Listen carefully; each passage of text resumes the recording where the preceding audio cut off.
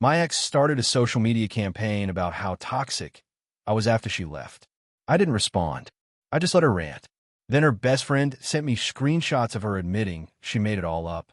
I posted them without comment. Her damage control failed spectacularly. I, 32 male, broke up with my ex-girlfriend, 29, about 6 weeks ago. Relationship lasted 2 years. Lived separately, thank God. The breakup was honestly pretty standard. We'd grown apart, wanted different things, the usual stuff. I initiated it, but it was civil. Or so I thought. About a week after the split, my cousin sent me a screenshot. My ex had posted this massive wall of text on her social media about finally escaping a toxic relationship and healing from emotional abuse. My stomach dropped. I read through it, vague enough to avoid specifics, but clearly about me. Stuff about being controlled, manipulated, gaslit. I didn't respond, didn't comment, didn't post anything. Just watched. Over the next 2 weeks, she posted more. Stories about red flags I ignored. Quotes about narcissists. One particularly brutal post about how I isolated her from friends never happened, and monitored her phone also never happened. Her comment section was full of support. Hearts, fire emojis, you're so brave, men are trash. My phone started blowing up. Friends asking if I was okay. My sister asking what the hell happened. Even got a DM from her cousin checking if the stuff she was posting was real. I told everyone the same thing. We broke up. It happens. I'm not getting into it publicly. My best friend was losing his mind. Bro, you gotta defend yourself. She's making you sound like a psycho. Nah, I said, let her cook. People who know me, know me. The rest don't matter. He thought I was being too zen about it. Maybe I was. But something fell off about her posts. Too performative. Too desperate for attention. Then 3 weeks ago, I got a DM that changed everything. It was from her best friend. They've been tight since college, basically sisters. The message just said, call me.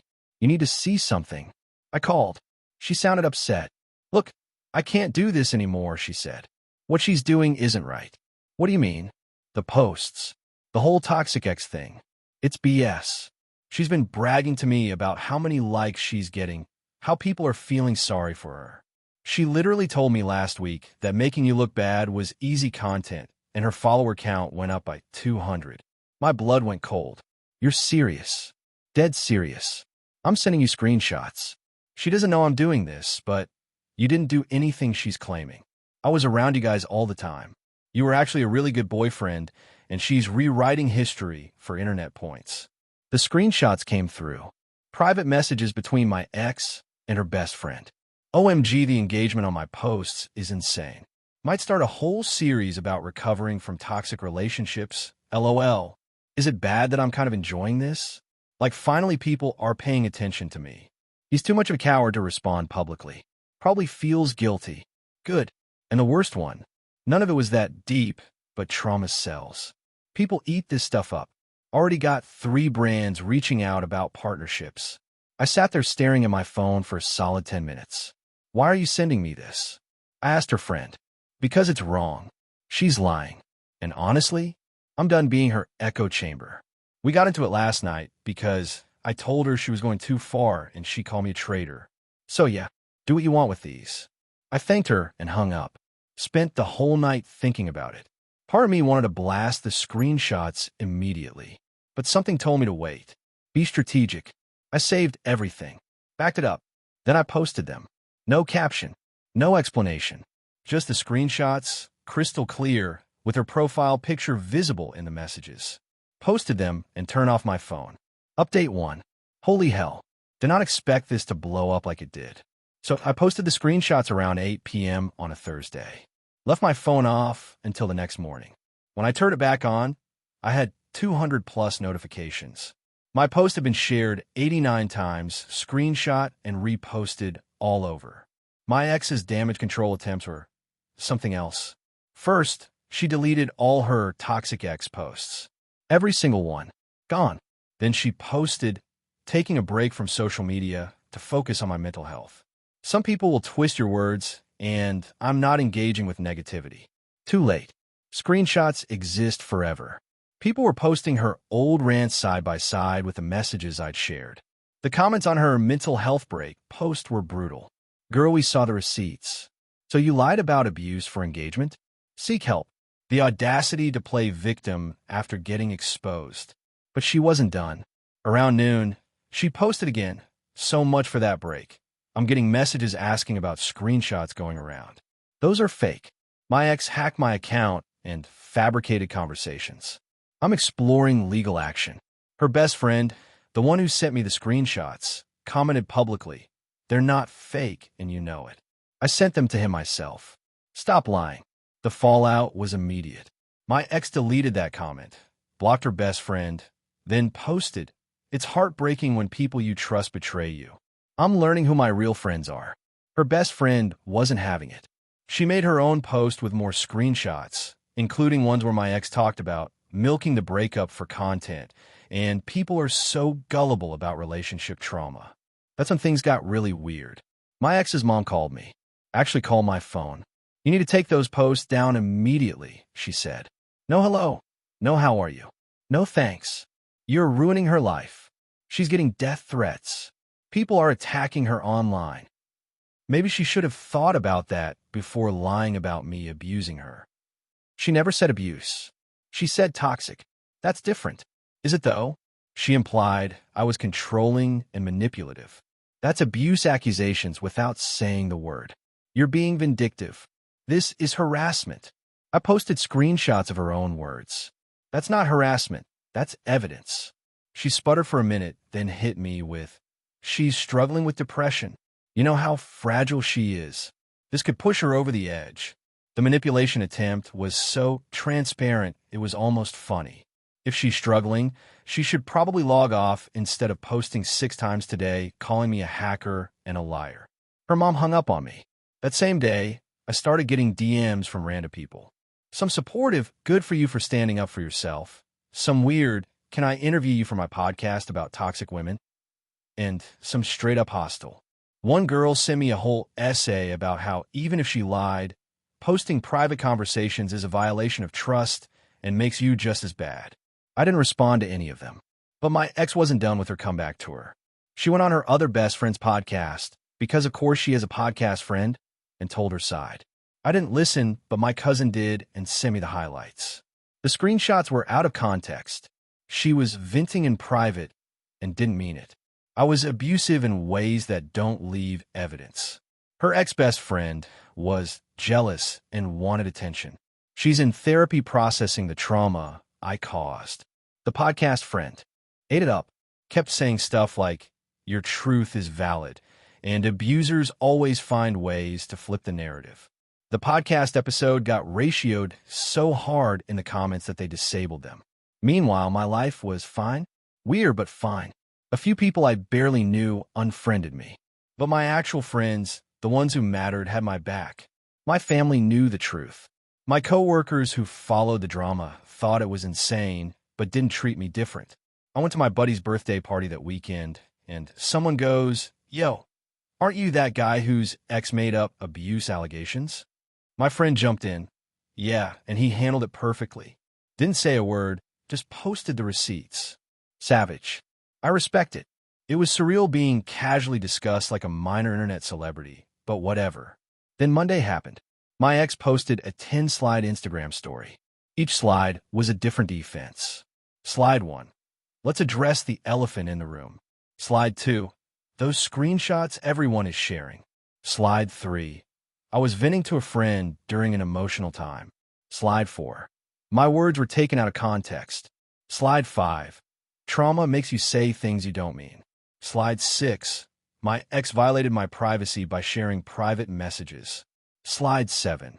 But I forgive him because hurt people hurt people. Slide 8. I'm choosing to move forward with grace. Slide 9. To everyone who supported me, thank you. Slide 10. I won't be discussing this further. The comments were split. Her remaining supporters were like, "We believe you, Queen," but most people were calling BS. Someone commented, "So you're admitting you said those things, but claiming context makes it okay? Make it make sense." She didn't respond. Update 2. Things escalated in ways I genuinely didn't see coming.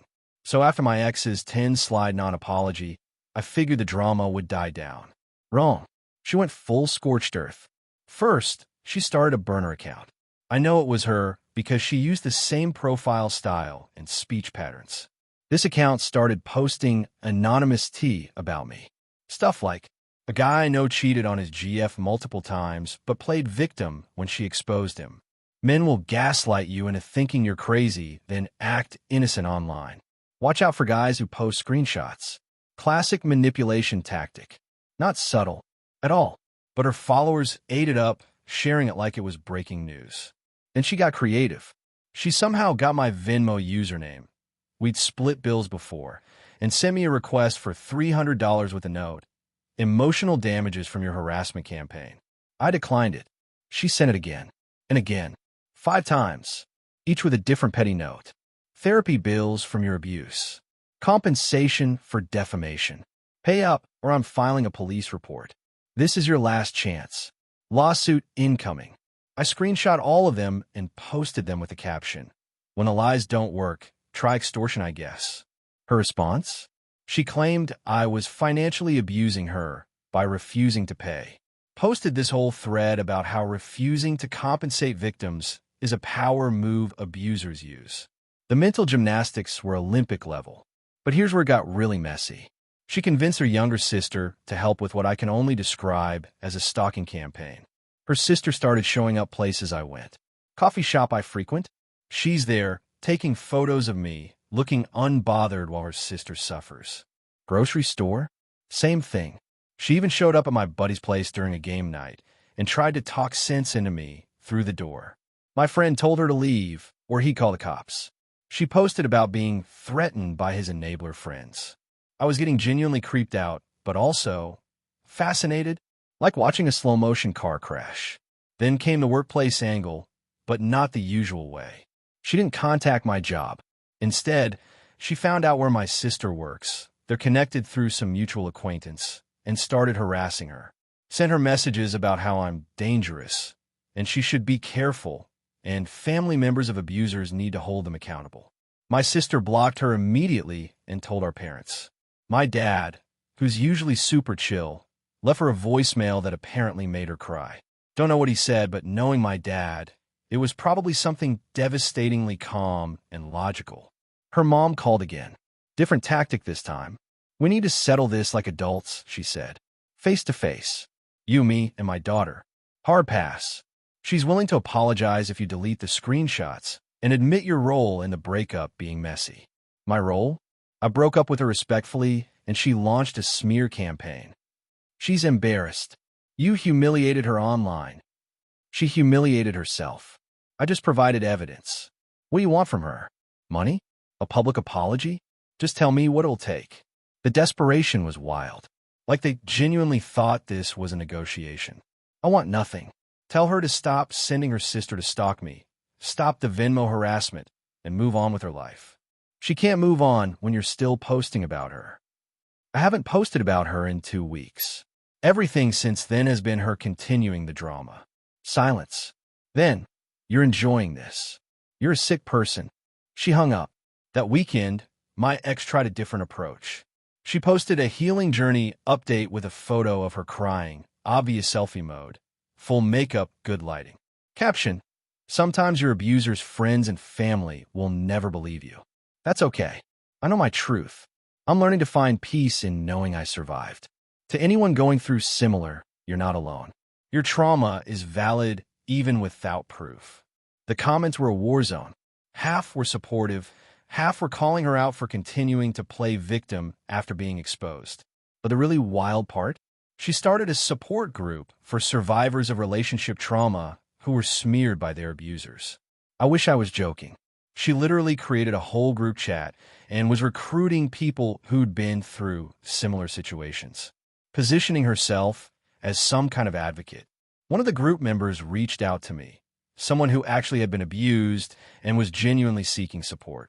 She said, I joined thinking it was a real support space, but she just talks about you the whole time and how unfair it is that people believe screenshots over her story. This isn't healing, it's obsession. That member left the group and posted her own call-out. PSA: not everyone who claims to be a survivor is being honest. Some people co-opt real trauma for attention. Do your research before supporting someone's narrative. My ex's response? Accused her of being in league with abusers and blocked her. Then came the lawyer threat. Got an email from some address claiming to be a law firm. Generic template, obvious fake. Threatened legal action for defamation, emotional distress, invasion of privacy, cyberbullying. Demanded I take down all posts and pay $5,000 in damages or face a lawsuit. I Googled the law firm. Didn't exist. The email format was wrong. It was so obviously fake that I almost felt bad for her. I replied, cool. Have your lawyer contact me directly with legitimate letterhead and court filing information. Until then, stop. Never heard back. But she posted about pursuing legal action against my abuser who won't stop harassing me online. When people ask for updates on the lawsuit, she'd just say my lawyer advised me not to. Discuss it publicly. Sure. The best part? Her engagement was tanking. Posts that used to get 500+ likes were now getting 40 to 50, mostly from her hardcore defenders. Her follower count dropped by over 1,000. Brands that had reached out ghosted her after the screenshot drama. She went from rising micro-influencer to cautionary tale in 6 weeks. Meanwhile, I'm just living. Went to a concert. Started seeing someone new, keeping it very private. Focused on work. The drama became background noise. I check occasionally for entertainment value. My ex posted last week, taking a real break from social media this time. Protecting my peace from toxic energy. She lasted 4 days before posting a selfie with the caption, "New month, new energy, same me, just wiser." The delusion is terminal. Update 3, final. It's been about 2 months since this whole mess started. Time to wrap this up because honestly, the story's basically over. My ex's real social media break lasted exactly 9 days. She came back with a rebrand. New profile aesthetic, new bio healing, growing, thriving, butterfly, and a post about closing old chapters. No mention of me. No mention of the drama. Just vibes and quotes about self-love. I thought maybe she finally moved on. Nope. She just went underground with it. Started subtweeting constantly. Posts like, "Crazy how people believe lies just because they're posted publicly. Your truth doesn't need validation from people who weren't there." Sometimes the villain in someone else's story is actually the hero of their own. Everyone knew what she was talking about. The comments were either people asking her to move on or her defenders saying, "We know, sis, we know." But the really interesting development? Her friend group imploded. Turns out, she'd been talking trash about most of her friends in those same private messages. Her ex-best friend, the one who sent me the screenshots, posted a thread exposing how my ex would talk about people behind their backs while being sweet to their faces. Compete with other women constantly. Use people for social climbing. Drop friends who weren't useful anymore. She included receipts. Screenshots of my ex calling one friend boring, another one desperate for male attention, another one trying too hard to be relatable. Her entire friend circle turned on her in less than a week. Suddenly, all these people were sharing their own stories about how fake she was.